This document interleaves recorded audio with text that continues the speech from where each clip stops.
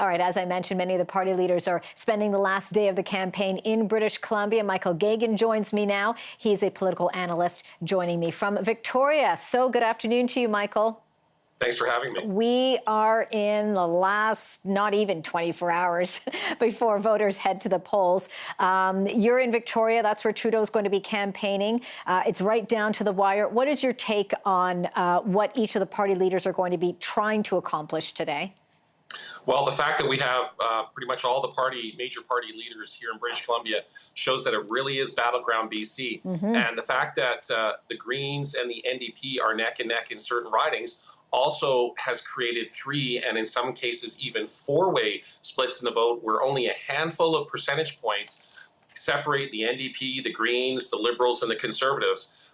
And so I think that's why we're seeing Trudeau come out to Victoria later on today. So what it says is that all those party leaders are fighting hard to get every single seat they can because they know this is going to be a very close election race. How do you think voters are going to perceive the language that they're putting out today? You know, Trudeau, we're hearing progressive. We need to work together. We need to be as a united Canada. And of course, that's directly directed to the Bloc Québécois. Also, we're hearing from Jagmeet Singh saying, you know, vote for hope. We're going to do what we can to fight for you. Vote in as many NDP members as you can so that we can ensure that that Canadians are getting what they need, or vote in enough NDP so that we can have a majority government here. What is your take on sort of some of that language? And of course, we're also hearing again from the NDP saying we'll work with everyone but the Conservatives. Well, certainly the Liberal message is one, give us another majority government.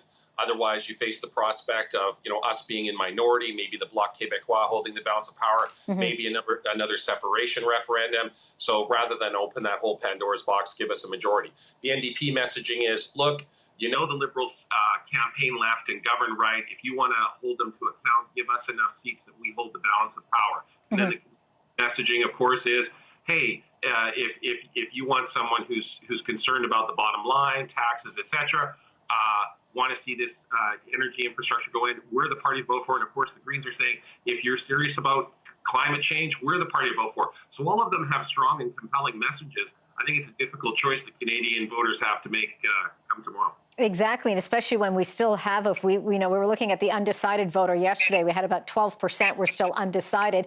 Speaking to people here and there, some are saying, I still haven't voted yet. I'm planning on voting. What is your, and with the numbers looking so close, we can bring those Nanos polls numbers up once again, very, very close between the Liberals and the Conservatives. What is your take then when we're looking at British Columbia, for example, saying that this could be a long night because BC could really be the deciding factor here? Well, of course, British Columbia, it's always hope it's going to be a long night on election night, because for all those years when it was like the election was decided by the time the polls opened in BC.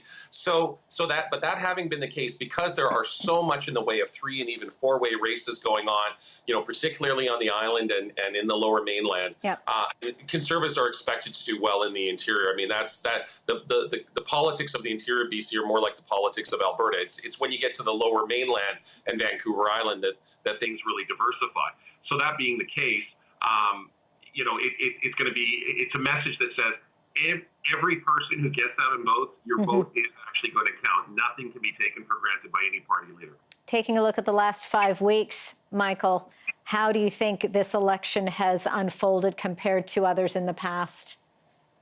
Well, I think if there's one party leader that's going to be happy, I suspect, about this election, it was Jagmeet Singh. I mean, he came into this race facing the prospect of the NDP being in 4th place, him being gone as leader.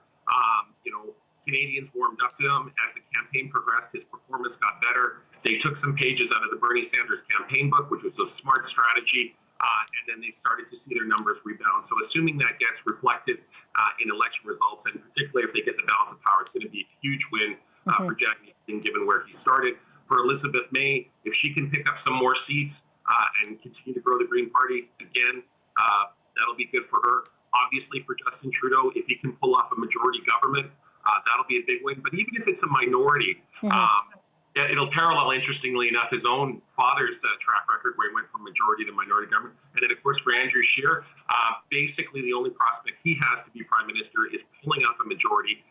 So if he can do that, then obviously he's going to be a hero to the Conservatives. So everyone's watching that final result to see what kind of report card grade they're going to get from the voters. Well, at least it keeps things exciting for us here, right? It's not a quick, easy determination. And we know that Andrew Scheer, he is campaigning. We're going to be going to him live shortly once that's up and running, and we'll be listening to what he has to say. Great chatting with you, Michael Geoghegan, political analyst. Appreciate this, Michael.